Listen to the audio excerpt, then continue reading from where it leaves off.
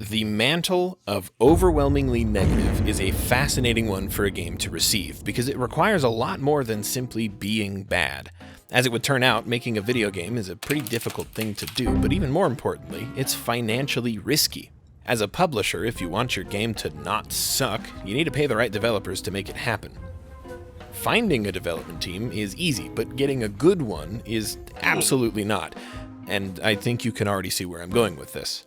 As a project's budget decreases, you can either scale back the number of people working on it, or decrease the amount of work being done and release it before it's actually finished.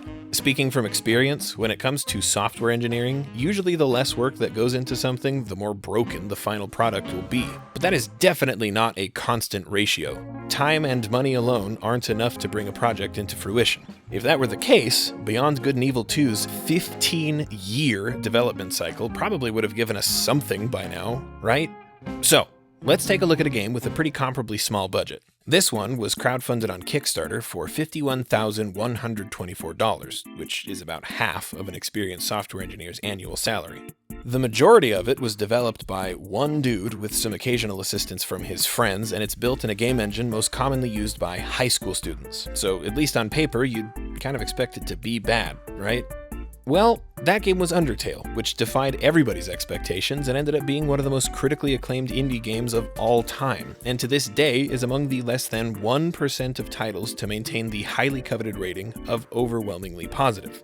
Steam has 3 primary ratings levels that a game can fall into: positive, mixed, and negative. If your game is listed as mixed, that means a range from 40 to 69% of your players would recommend your title, with the remaining percentage of reviewing players obviously not recommending it. Ratings from 70 to 79% bump your title up from mixed to a very respectable mostly positive, and from 39 down to 20% sees your title drop to mostly negative. Let's say I'm a solo game developer and I want to crap something out just to get a couple sales. Obviously, I'm going to review my own game positively, so with exactly one review at 100%, the Steam scores are going to reflect overwhelmingly positive, right? But then, some random person gave it a single negative review, lowering it to 50% negative, which Steam considers to be mixed. Except neither of those are true because Steam doesn't start showing an aggregate reception until you have, at minimum, 10 reviews. Okay, so now let's say that I get 8 of my friends plus my own review to try and counteract that negative one. 90% recommendation should definitely put me in the overwhelmingly positive bracket, right? Well, still no. Once I've received 50 reviews with 90% recommendation, that opens me up to the very positive bracket. And it's only until I've hit 500 reviews that the overwhelmingly positive title can be claimed, with the inverse being true within the negative, very negative, and overwhelmingly negative brackets. So, if I want my game to achieve the mantle of overwhelmingly negative, not only do 500 people need to have purchased the game, they need to be compelled to actually leave a review, and it's estimated that only about 3% of purchasers review the titles they pay for. While on paper, the question of how a game becomes overwhelmingly negative is pretty straightforward, in practice, the answer is a lot more complicated than I was expecting. And that's just it, really. Expectations. Going into this video, I was expecting it to be the low-hanging YouTuber fruit of poking fun at something bad, but it ended up being a much more fascinating rabbit hole to dive down. So let's get into it. This is the 10th lowest rated game on Steam. And with 236 reviews, only 16 of them were positive. But just because the vast majority of people hated their experience with this game doesn't mean that it's not any good.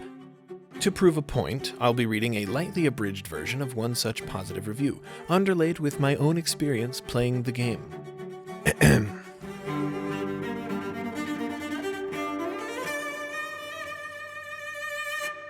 Well, I have played 4 hours of it upon writing this review. I am not quite sure where the complaints are coming from, but here is my personal experience. Brace yourself, it is not exactly short. This will be more a review for people who want a bit more detail of the game instead of just a "it sucks" type of review. Camera. Press C and get into outside view. Use left mouse button and can move camera any angle you like. I could post the suggestion to maybe in the future put more camera control in all the views. Graphics. I have not seen an issue there either. When launching game, it gives you options to change settings, and so far am getting basically what I see in the trailer. If you experience lag, just lower your settings. It has its bumps and jolts here and there, but nothing to make it unplayable for me. Gameplay. Challenging at times, but I enjoy a challenge. The game will require you to take your time and go slow at times. You are not a race car driver, but if you do, you can complete your challenges. I have been able to complete them all first try so far. You can flip your vehicles over, so be careful. To me, this just gets you to be careful while playing and adds to the challenge.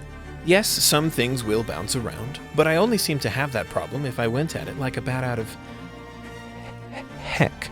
It just convinced me to take my time doing it, which honestly allowed me to enjoy the game more. I find it to be a decent simulation.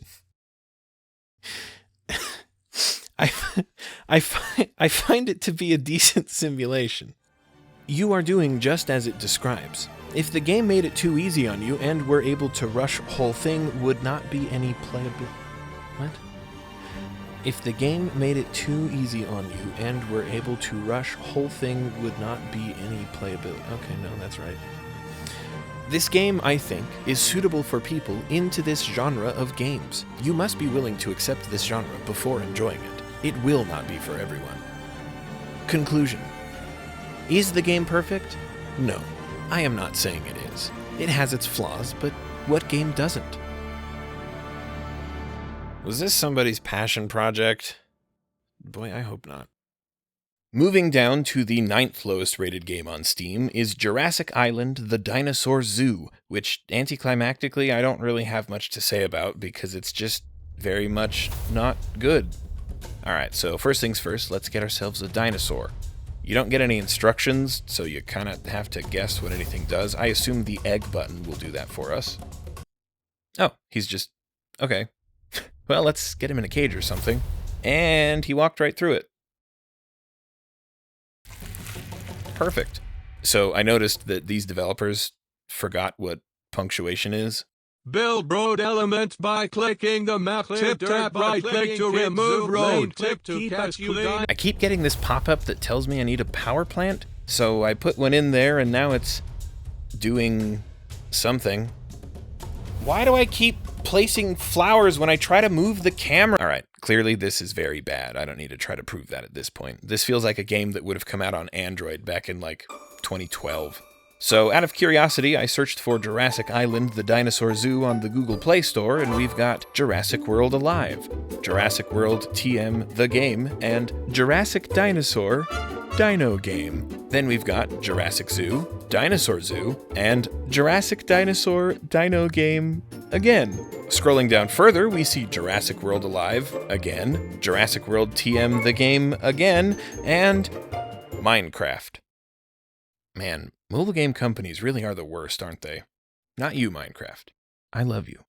Speaking of mobile games, this video has been brought to you by... No, I'm kidding. Anyway, it's important to remember that with only 82 reviews, Jurassic Island: The Dinosaur Zoo does not qualify for the title of overwhelmingly negative, which Mobile Suit Gundam Battle Operation 2 does. You know Gundam? Yeah, this Gundam. It's a Japanese thing about people piloting giant robot suits. I'm pretty sure it's an anime. This is the extent of my knowledge of Gundam, but it's not like some tiny intellectual property nobody's ever heard of. It generates its parent company, Bandai Namco, a little less than $1 billion every single year. In case you aren't familiar, Bandai Namco isn't a tiny company either. They're the publishers behind Pac-Man, the Dragon Ball games, and Dark Souls.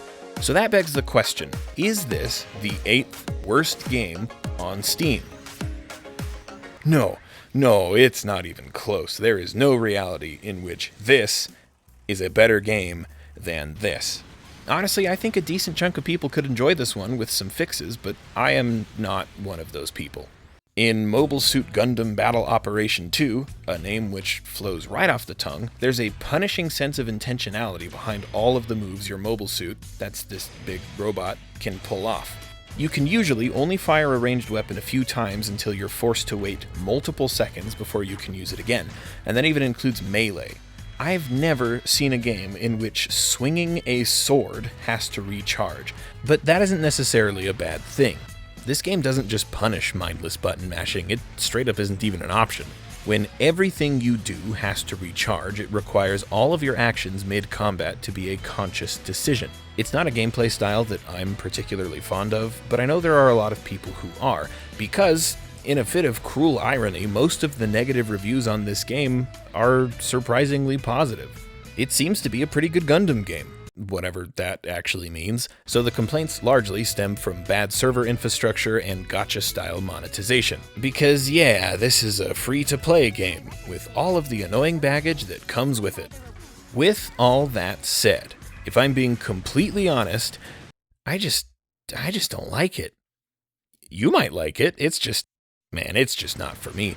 There are so many baffling decisions that it feels like it's deliberately trying to be irritating. Let's talk controls. This was originally a console exclusive that made its way to PC, so I decided to play with my Xbox controller. In basically every first or third person shooter, the left trigger is your modifier, like to aim down your sights or switch to a different firing mode, and the right trigger is pretty universally to fire.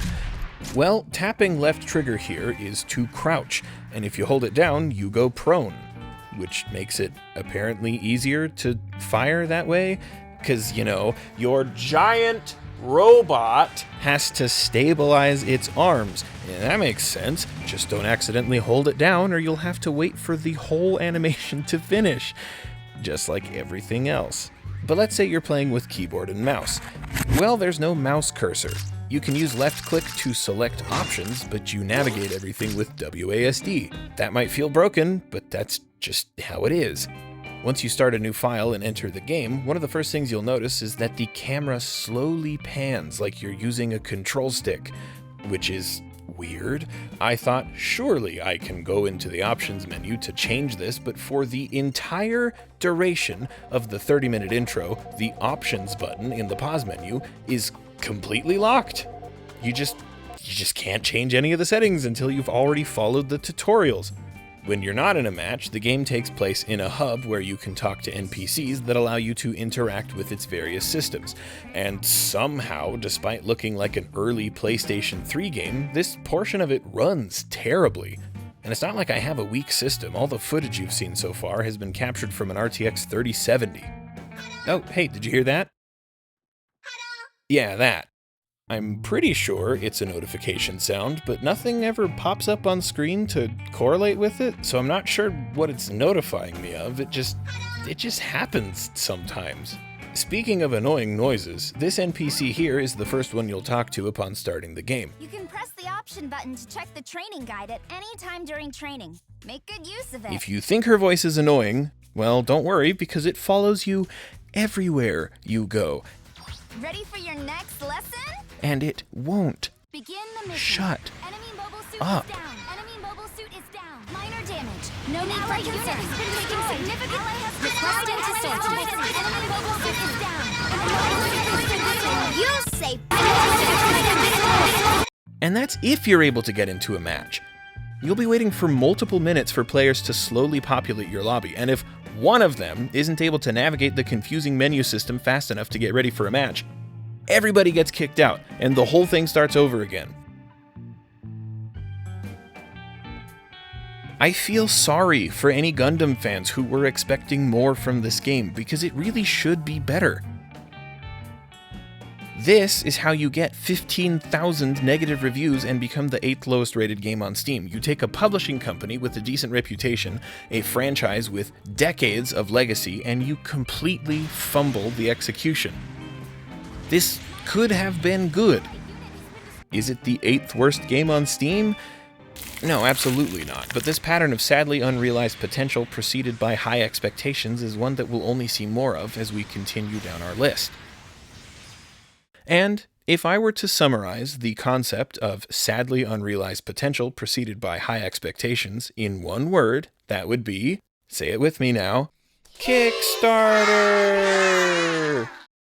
The unfortunate paradox of seeking crowdfunding for a product that doesn't exist yet is that you have to sell your ideas. Hey, what are you doing here? Wondering what that was? Which you may or may not have the ability to bring into fruition. Simply place MyHitch behind your waistline Then hitch up your bag. I've walked for miles like this, and now you can enjoy hands-free travel.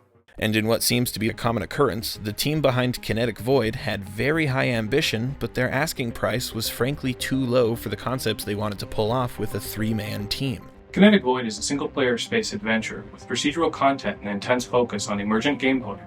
What this means is that every time you start a new game, the galaxy will be different, and the choices you make as the player will shape the experience you have. According to Glassdoor, the average salary for a game developer in the United States is around $80,000, and the team behind Kinetic Void wanted to develop their game for $60,000, which they just barely ended up meeting in the final hours of funding. And after business and income taxes divided by 3 people, that doesn't end up being sufficient to realistically sustain a person for long enough to quit their day jobs. So it was always going to end up being a passionately driven side project.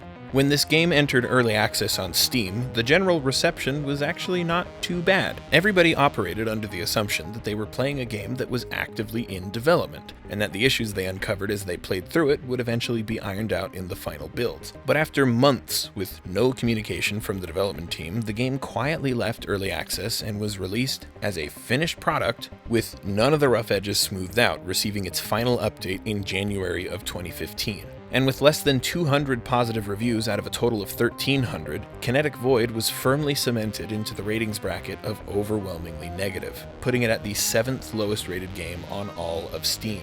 But it's not just an unfinished game. It's a cautionary tale, one to the backers of Kickstarters on how to properly set their expectations when funding a project from an unproven team, and one to the teams who hold these projects on how to maintain the expectations of the backers that fund them. A negative review with over 160 hours of playtime put it into perspective. The devs are a small team. Apparently, there are only 3 of them, yet they consistently have ignored offers of help from the community. Perhaps it's project burnout. Perhaps the devs will find a second wind and, with a mighty effort, put a playable game together. I wouldn't count on it. Put your money somewhere else. 2 sad thumbs down. I'm being informed by my producer that the last 4 minutes of video fell dramatically low of our requisite joke quota, so in an attempt to make up for this shortcoming, you can expect to hear 5 reverb fart sound effects spaced throughout the next section. Thank you for your patience as we work through this. O2 Jam Online is a game with a storied past, and at least shares a title with an older game that carried a lot of passionate fans. You can make a whole video about this topic alone, which has already been done very well, so go watch that if you're interested, but I'll try to condense it down. The original O2 Jam was a rhythm game that you could play with rooms of up to 8 people, either playing competitively with each other or each contributing a different instrumental track to the same song. The tracks were purchased on a song-by-song basis, but with certain tracks only available in certain regions, or just being generally overpriced, this inevitably led to a bustling community of custom maps and song piracy, which eventually put the company out of business due to a lack of sales. Fast forward to 2011, and the rights to the name O2 Jam were purchased by Momo Corp, who created a completely different game, slapped the O2 Jam label on it, and called it a day. Then they released that same game on Steam, called it O2 Jam Online, and changed basically nothing. But the real question I have is, how is the actual game? People are understandably upset that a Steam port of a game they loved is nothing like they expected, which explains all the negative reviews, but purely on its own merit, how does the game actually play? It can't be that bad, right?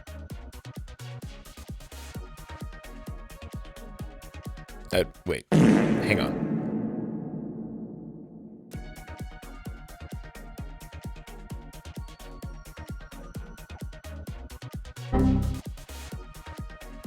What is... Now this is where things start to get really interesting.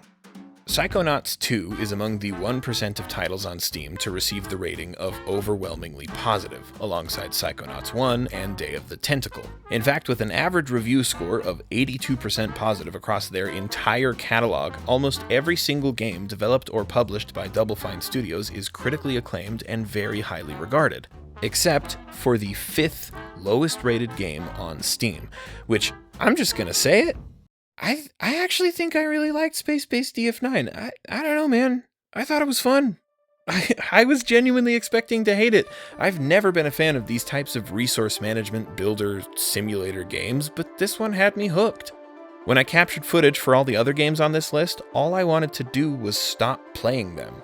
This sucked. This one felt like it would maybe be alright, but was too frustrating to enjoy. This one just kinda made me sad, and I couldn't even get this one to work. But of all the games I've played for this video, this is the only one that I just sat down and played. After the tutorial ended with everybody dying and my entire base catching on fire, oopsie, oh no, oh. I felt compelled to try it again until I got it right, which on my next save, I didn't.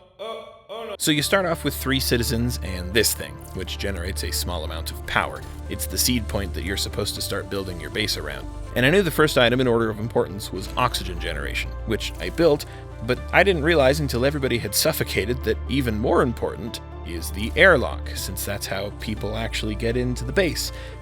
Which, yeah, that makes perfect sense, actually. Alright, let's try this again. We got oxygen, we got an airlock, and nobody's dead yet. You start off with a finite amount of matter, and everything you build uses up a portion of it, so the next item in the order of importance is getting your hands onto more of it. You do this by assigning the position of miner to some of your citizens who head out to start breaking down the material in the nearby asteroids and process it in the refinery, which I forgot to build, and I can't because I used all of my matter to make a bedroom. Okay, oxygen, check. Airlock, check. Refinery, check. Now we're cooking. As your base expands, you'll quickly realize you need more citizens to fill out more jobs, and passing ships will hail you to request entry. Certain messages are obviously hostile, but some could go either way, so it's up to your judgment whether or not somebody should be allowed entry. Except there's a very small amount of these messages, and you'll be seeing repeats pretty frequently, so once you know if a message is hostile or not, it becomes inconsequential to ignore it. So, what's to stop you from building out the bare minimum and sitting on your hands while the game plays itself? Well, this is where one of the most common criticisms starts to show up, and I think it's a pretty stupid one. As your base expands, you'll start attracting the attention of raiders, so you'll need to make sure that your staffing includes security. Let's say you get invaded and 3 of your citizens are injured, well, you'll need to make sure that you have an infirmary and a doctor, which means taking in more citizens, which means expanding the base even more, which means assigning more miners and more builders. You, as the player, always have something to be doing. It gets pretty frantic, but in like a Pikmin style of frantic, and that's why I find it so engaging. Okay, so why does everybody hate this? Well, at the risk of repeating myself from the Kinetic Void section, Double Fine released this game on Steam in early access, which means they knowingly put out an unfinished game with the expectation that they would be coming back to it to improve it over time. They promised a laundry list of features that they never implemented. And in 2014, about 1 year after the game was released in early access, it was announced that the studio would be shuttering their development on the project altogether. People were a little upset about that, which is why this game is so fascinating to me. People are mad because they actually like the game and they wanted more of it, but now it's seen as kind of a stain on Double Fine's otherwise great reputation. To their credit, they actually released the game's source code on GitHub, so it's not like they left everybody completely high and dry. This means that any passionate fan with programming knowledge can contribute to community-generated patches, and it's pretty impressive what people have been able to do over the years. But the flip side to that perspective is, oh, Double Fine abandoned this game, and now they're making the community fix it for them. Great. And even more importantly, you can still buy it for $10. And if they're going to make the community fix it for them, they should probably give it away for free. I don't think this one is leaving the bottom 10 anytime soon, despite the fact that I had a pretty good time with it. Ooh, but you know what I didn't have a good time with? Malice. I don't really have anything interesting to say, honestly. This one kind of seems like it should be good, but the puzzles are super esoteric, the scares aren't actually that scary, and you're required to play it with 2 players. You'd think that it would be designed around 2-person puzzles, but there are hardly any of those. I really wish I had more to say about this one, but I'm gonna be honest, it's just not that interesting. If you couldn't already tell, this video has been pretty emotionally draining. Originally, I thought it would be funny. You'd think the 10 lowest rated games would at least be so bad it's good, like Mark Zuckerberg's Metaverse. That's funny. Hey, it's Statler and Waldorf. Cosby and Hitler. When we did those videos, my co-editor Sam and I actually kind of enjoyed ourselves. Polishing polygons? More like polishing turds! The mediocrity was entertaining, and we went back to play it a couple times more just to see how it was doing, because we actually kind of liked it. Let me give you a crown, King. Come here. I'm gonna crown you. Come here. Just... Yeah, get crowned, idiot. Oh, come on. But this list, it just made me sad. Past Malice, which isn't even that bad of a game, there are 3 more titles rated even lower.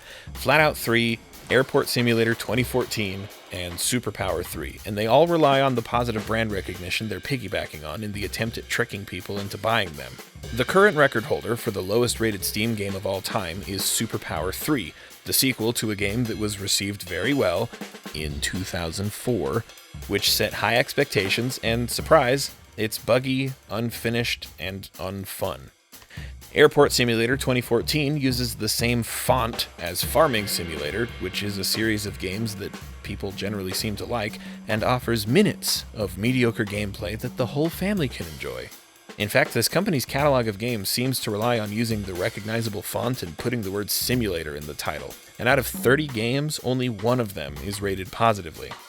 And finally, we have Flat Out 3, which, despite sharing the same name as the first 2 highly regarded games, is... Wait a second. This is so bad it's good. This is exactly what I wanted. It's completely unplayable, but in a way that's funny. Look at how the car goes, and it controls badly, and then... Okay, yeah, no, this one is just terrible too. I don't have any more jokes left to make. I went into this video expecting to take some pot shots at some low-rated games and call it a video, but at the end of it all, the only thing I could see was the unrealized potential. Whether through corporate greed or ambition that outshone a team's ability, these games aren't just bad, a lot of people actually wanted them to be good. Their review scores demonstrate a reflection of the disappointment of the players. It doesn't make them the 10 worst games on the entire platform. Well, okay, Construction Simulator and Jurassic Island get pretty close. I thought this video would be a lot funnier, but at the very least I can say that I learned a lot about expectations, about execution, and I think I'm finally ready to throw my hat in the ring, which is why I'm super excited to announce the Kickstarter campaign for Florence Henderson and the 9 very special grains of Hey, Editing Cameron here, just wanted to add a quick footnote. This list is very much subject to change, so if you sort the Steam store by ratings and go all the way to the bottom, some of these games will still be there, some of them won't, and overwhelmingly it'll mostly just be DLC, which I excluded from the list since that's kind of boring to talk about. And actually, Mobile Suit Gundam Battle Operation 2 has been bumped up from 19% positive to 20% positive, so it's officially, as of 3 days ago, very negative instead of overwhelmingly. The 10 games I included were at the bottom as of July 12th, 2023, which, yeah, it took an entire month to make this video, from research, gameplay capture, script writing, recording and editing the audio, then going back and re-recording and redoing sections that I didn't like. Sam did an amazing job with all of these custom animations and effects, which he will tell you look terrible, but I'm going to publicly compliment him here, and there's nothing he can do to stop me, because I'm finishing the edit. So, get complimented, idiot. Steam reviewers really seem to value performance. When Arkham Knight launched back in 2015, the PC port was in such horrible shape that after thousands of negative reviews and complaints to customer support, the game was pulled from Steam entirely. About 6 months later, the port of the game was patched up and put back up for sale, and as of today, it's overwhelmingly positive. And No Man's Sky famously has a very similar story, so things are definitely subject to change. The last video we did on open world traversal really blew up in a way I couldn't have expected, so we're definitely going to be making a follow-up to it, but don't expect that until around October. I've got a few other projects I want to finish up first, and it'll probably take me a hot minute to beat Death Stranding anyway.